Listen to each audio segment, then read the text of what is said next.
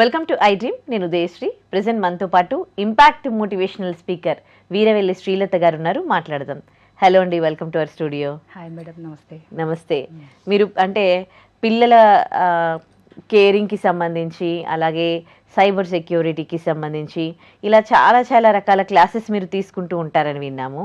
మీరు cyber warrior కూడా, దానికి సైబర్ వారియర్ సెషన్స్ కూడా మీరు తీసుకుంటారు అని విన్నామన్నమాట. అంటే ఏంటి ఇది సైబర్ వారియర్ అంటే? ఈ సెషన్స్లో ఏం నేర్పిస్తారు మీరు? ఎవరికి నేర్పిస్తారు? ఫస్ట్ ఆఫ్ ఆల్ నేను హౌస్ వైఫ్గా ఉంటూ ఒక నార్మల్ ఉమెన్ ఎలా ఉండేదో అలా ఉండేదాన్ని. తర్వాత నాకు ఇంపాక్ట్లో ఒక ట్రైనింగ్ అవకాశం వచ్చింది. అంటే మోటివేషన్ పిల్లలకి ఏమైనా సెషన్స్ ఇవ్వటం. దాని తర్వాత బాల సురక్ష వాలంటీర్గా చైల్డ్ సేఫ్టీ నుంచి సెషన్స్ తీసుకునేదాన్ని. అందులో ఒక ఆపర్చునిటీ ఏంటంటే సైబర్ సెక్యూరిటీ గురించి. మనం సొసైటీలో ఎన్నో రకాల పరిస్థితులు ఫేస్ చేస్తున్నాం. అందులో ఒకటి సైబర్ సెక్యూరిటీ. ఇప్పుడు సైబర్ సెక్యూరిటీ అంటే మొబైల్ వాడకం ఎక్కువైపోయింది. ఎందుకంటే ఒకప్పుడు ఏంటంటే మొబైల్ చాలా తక్కువ వాడేవారు. రాను రాను అసలు ఇంటికి 4 ఉంటే 5 మొబైల్స్ ఉంటున్నాయి. కరోనా దగ్గర నుంచి కనీసం మినిమం 2 మొబైల్స్, ల్యాప్టాప్, ట్యాబ్, అవి క్లాసెస్ వినడానికి పిల్లలకి మనమే ఇస్తున్నాం. ఒక రకంగా ఇస్తున్నాం, కానీ వాళ్ళు అసలు ఏం చేస్తున్నారు అనేది చూడట్లేదు పేరెంట్స్. అవును. వాళ్ళు ఏంటంటే కొంచెం ఆ సెల్లు ఎలా పడుతున్నారంటే అసలు వాళ్ళు చూడకూడని వీడియోస్ చూడడము, లేకపోతే వీడియో గేమ్స్ చూడడం చేస్తున్నారు. ఆ వీడియో గేమ్స్ చూస్తున్నప్పుడు చిన్న చిన్న మెసేజెస్ వస్తుంటాయి. ఏమని, పలానా గేమ్స్ ఇంకా క్లిక్ చేయండి, మీరు నెక్స్ట్ స్టెప్కి వెళ్తారు, లేకపోతే పలానాది క్లిక్ చేయండి, మీకు ఒక 1000 రూపీస్ వస్తుంటాయి, అవి చేస్తుంటారు. అవి పిల్లలకు అర్థం కాకుండా అవి క్లిక్ చేయటం. దానివల్ల ఏమవుతుందంటే వాళ్ళ పేరెంట్స్ పిల్లల కోసం ఎంతో అమౌంట్ అకౌంట్లో దాచుతూ ఉంటారు. అవన్నీ కూడా సైబర్ నేరాలలో అవి పోవడము. రీసెంట్గా జరిగిన సంఘటన చెప్తానండి. ఒక పేరెంట్స్ ఒక 10 years నుంచి సేవ్ చేస్తున్నారు మనీ అంతా కూడా. దగ్గర ఒక 15 lakhs చేశారు, అకౌంట్లో ఉన్నాయి. అదేంటంటే బాబు నెక్స్ట్ ఇంటర్కి వెళ్ళాలి, బాబుకు ఫీజు కట్టాలని చెప్పి. కరెక్ట్గా అదే సిచ్యువేషన్లో కరోనా టైం అనమాట. క్లాసెస్ వింటూ సెల్ ఫోన్కి బాగా ఎడిక్ట్ అయిపోయి గేమ్స్కి ఎడిక్ట్ అయిపోయాడు. ఆ గేమ్స్ స్టేజ్ ఎలా అంటే ఈ స్టేజ్ కాగానే నెక్స్ట్ స్టేజ్ అలా స్టేజెస్ వెళ్తున్నా కొద్దీ వాడికి ఏదో ఒక రకమైన సైకాలజికల్గా ఎలా ఉన్నాడంటే ఇంకా నేను అసలు నిద్రపోవడం కూడా, మరి నిద్రలో కూడా అదే కలవరించడం, అదే చేయడం చేస్తున్నారు. పేరెంట్స్ అసలు ఏం చేయలేకపోతున్నారు. అదే మెల్లమెల్లగా అయిపోయిందంటే ఆ రేంజెస్ మారుతున్న కొద్దీ మధ్యలో యాడ్స్ ఎక్కువ వస్తూ ఉంటాయి.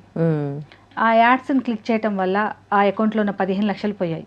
తీరా ఒక 1 week 10 days తర్వాత పేరెంట్స్ ఫీజు కట్టాలని చూసారు కదా, ఈ గేమ్ ఆడుతూ 15 లక్షలు పోగొట్టుకున్నాడు. అయ్యో, చూడండి. ఒక పిల్లవాడు తెలియనితనం వల్ల వాడి భవిష్యత్తును వాడే ఖరాబ్ చేసుకున్నాడు. ఇప్పుడు 15 లక్షలు లేకపోవటం వల్ల వాడు ఏదైతే మంచి కాలేజీలో పేరెంట్స్ చదివించాలనుకున్నారో చదివించలేకపోయారు. అదొక ఎడిక్షన్లా మారిపోయి పిల్లగాడు సైకాలజికల్గా ఎంతో బెస్ట్ స్టూడెంట్గా ఉండేవాడు 0 స్టేజ్కి వచ్చేసాడు.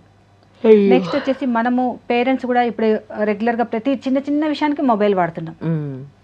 ఇదివరకు ఏంటంటే ఆ డే మొత్తంలో ఒక 2-3 hours వాడేవాళ్ళం. ఇప్పుడు 2-3 hours బంద్ చేసి 20 hours సెల్లోనే ఉంటున్నారు. ఒక ఇంట్లో 4 కూర్చుంటే మాట్లాడుకునే వాళ్ళం ఇంటి విషయాలు. ఇప్పుడు 4 కూర్చుంటే 4 రకాల వెబ్సైట్లలో ఉంటున్నారు, 4 రకాల యాప్స్లో ఎంజాయ్ చేస్తున్నారు, వాళ్ళు బిజీగా ఉంటున్నారు. కాబట్టి రిలేషన్స్ కూడా దెబ్బతింటున్నాయి. ఇప్పుడు మదరు ఎక్కడికి వెళ్ళొస్తుంది, హస్బెండ్కి తెలవట్లేదు, పిల్లలు ఎక్కడికి వెళ్తున్నారో తెలియట్లేదు, అసలు పిల్లలు ఏం చదువుతున్నారో తెలియట్లేదు, అది తెలుసుకునే టైం ఉండట్లేదు. మొబైల్ అనేది మనకు అలా ఎడిక్ట్ అయిపోతుంది.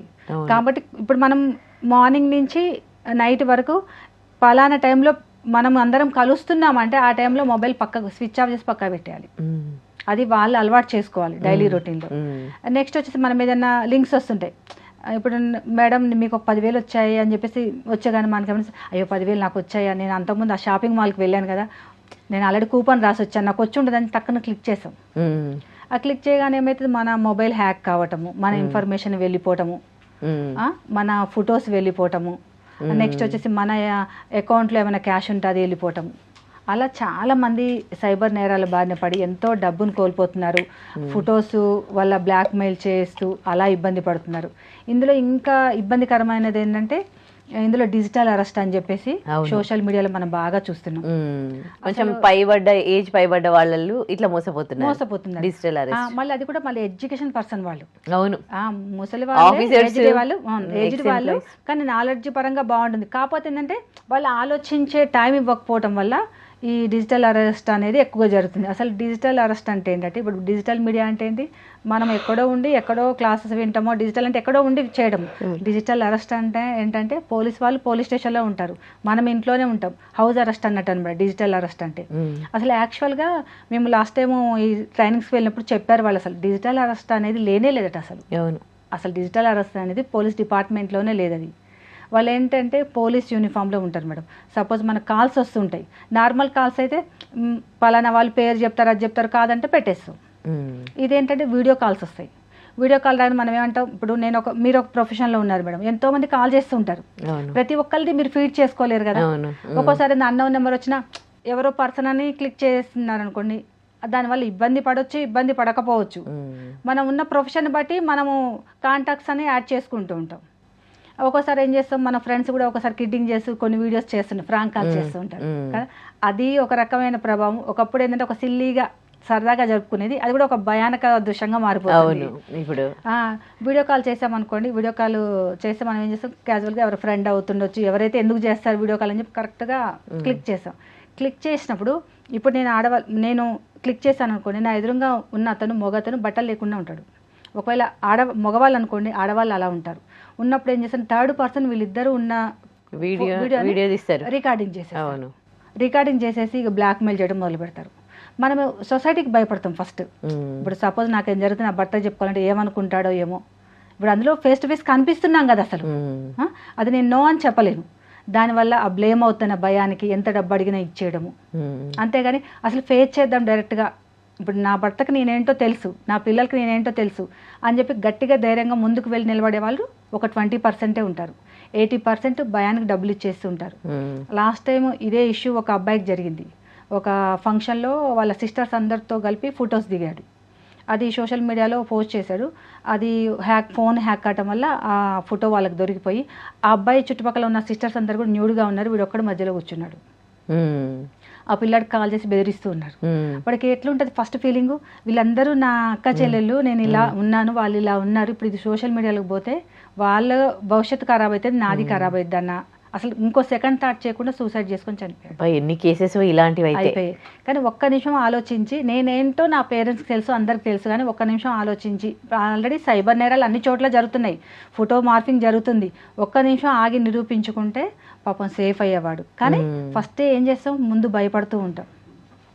డిజిటల్ అరెస్ట్లో ఏం జరుగుతుందంటే, మీరు రెగ్యులర్గా ఆఫీస్కి వస్తూ ఉంటారు, ఎప్పుడన్నా ఒకసారి చలానా పడి ఉంటుంటుంది, లేదా చిన్నగా ఎక్కడన్నా యాక్సిడెంట్ ఏదో ఇష్యూ జరుగుంటుంది ఒక 1 or 2 months బ్యాక్. దానికి సంబంధించిన ఫొటోస్ మీరు సేవ్ చేసి పెట్టుకుంటారు. చలానా కట్టిందైనా పలానా నెంబర్ ఇట్లా కట్టాను చేశానని చెప్తారు. సపోజ్ మీరు వచ్చేటప్పుడు మీ పేరెంట్స్ చెప్పలేదు ఈ విషయం, మీరే దాన్ని అక్కడ వరకు క్లీన్ చార్జ్ చేసేసారు, ఇది మీరు అమౌంట్ కట్టారు, ప్రాబ్లమ్ సాల్వ్ అయిపోయింది. మీరు ఏం చేస్తారు, బాగా ఒక 2 days ఫుల్ బిజీ షెడ్యూల్ ఉంది మీకు, మీరు ముందే చెప్పారు పేరెంట్స్కి, నేను ఫోన్ ఎత్తలేను 2 days. 2 days తర్వాత మీ ఇంటికి కాల్ చేశారు, వీడియో కాల్ చేసి ఏం చెప్తారంటే, మీ అమ్మాయి పలానా దగ్గర యాక్సిడెంట్ చేసింది, బండిలో కొకైన్ ప్యాకెట్ అలాంటివి దొరికాయి, మీ అమ్మాయిని ఆల్రెడీ అరెస్ట్ చేసేసాం, మా దగ్గరే ఉందని చెప్పి చెప్తారు. పేరెంట్స్ కాల్ చేస్తే మీరు రెస్పాండ్ అవ్వరు, ఎందుకంటే మీరు ఆల్రెడీ చెప్పేశారు పేరెంట్స్కి 2 days నేను ఉండనని చెప్పేసి. ఆ టైంలో వాళ్ళు ఆ సిచ్యువేషన్ యూజ్ చేసుకొని కాల్ చేస్తారు, మీరు లిఫ్ట్ చేయరు. అనుకుంటారు అయ్యో అరెస్ట్ చేశారు అమ్మాయిని, జైల్లో ఉంటుంది, ఫోన్ కూడా తీసేసుకున్నారు, అందులో ఇది ప్యాకెట్లు కూడా దొరికాయి అంటున్నారు అన్న టెన్షన్ ఉంటుంది. మీరు ఒక 10 లక్షలు వేసేయండి, మీ అమ్మాయిని రిలీజ్ చేస్తాం.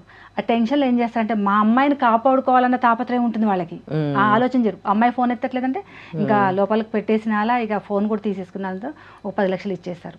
ఇంకొంతమంది ఏం చేస్తారు, ఇంకా 2 days చెప్పారు కదా, ఇప్పుడు ఈ అమౌంట్ వేయండి, ఫార్మాలిటీ స్టార్ట్ చేస్తాం. వాళ్ళు వీడియో కాల్ చేసే వాళ్ళు ఏమంటారంటే, పోలీస్ డ్రెస్సులలో చాలా కాన్ఫిడెంట్గా మాట్లాడతారు. ఆధారాలు కూడా మీరు చలానా కట్టినవి, యాక్సిడెంట్ అయిన ఫొటోస్ మీ సెల్లో ఉంటాయి కదా, అవన్నీ పంపిస్తుంటారు. ఫోన్ హ్యాక్ అయినప్పుడు ప్రతిదీ హ్యాక్ అయిపోతుంది. అలా హ్యాక్ చేసి 2 days పాటు వాళ్ళందరినీ కూడా ఇంట్లోంచి ఆడికి పోనీయరు, ఎవరికి కాల్ చేయలేరు, వాళ్ళ కాల్ తప్ప ఇంకో కాల్ కనెక్ట్ అవ్వదు. దాన్ని డిజిటల్ అరెస్ట్ అంటారు. అందుకని చెప్తున్నాం, మనం ఇప్పుడు కూడా పిల్లల మీద నమ్మకం ఉంచండి.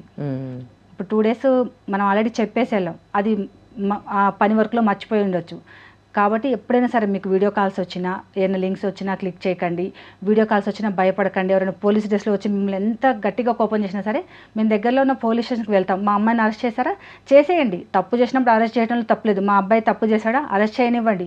మేమే వచ్చి లాయర్ తోటో పోలీస్ స్టేషన్కి వెళ్ళి మేము మాట్లాడుకుంటామని ధైర్యంగా చెప్పండి. కానీ డిజిటల్ అరెస్ట్ అనేది ఉండదు.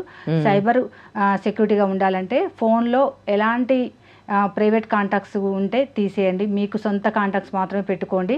నెక్స్ట్ వచ్చేసి మనం యూజ్ చేయని యాప్స్ని డిలీట్ చేసుకోండి. నెక్స్ట్ వచ్చేసి ఏవైనా లింక్స్ మీరు పలానా దగ్గర 1 లక్ష రూపాయలు వచ్చేసాయి మీరు క్లిక్ చేయండి, 50,000 వచ్చేసాయి, గిఫ్ట్ కూపన్ వస్తుంది, అలాంటి లింక్స్ మాత్రం క్లిక్ చేయకండి. ఇలాంటి అన్నీ చూసుకుంటూ పోతే హ్యాపీగా సోషల్ మీడియా వాడుకోవచ్చు. టెక్నాలజీని ఆపేస్తే మన భవిష్యత్తు అయిపోతుంది. కాబట్టి టెక్నాలజీని యూజ్ చేసుకుంటూ మన సేఫ్టీ మనం చూసుకుంటూ ముందుకు వెళ్తే అంత హ్యాపీగా ఉంటుంది. మంచి విషయం చెప్పారు. థ్యాంక్ యూ అండి. Thank you. And for more videos, Please subscribe to iDream channel. Subscribe to iDream Media. Please subscribe to iDream. Please subscribe to iDream. Please subscribe iDream. And please subscribe to iDream. For more videos, subscribe to iDream. please like, share, and subscribe to the channel. Congratulations, iDream. Subscribe to iDream. Subscribe to iDream. So subscribe to iDream Media. iDream ki iDream team andarki huge congratulations. Please subscribe iDream Media. Please subscribe to iDream. Subscribe iDream. Please subscribe to iDream.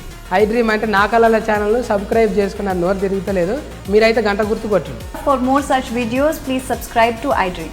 Subscribe to iDream. Please subscribe to iDream. Please subscribe iDream Media. Please do subscribe to iDream. Please subscribe to iDream Media. For best entertainment and information, please subscribe iDream. And don't forget to subscribe to iDream.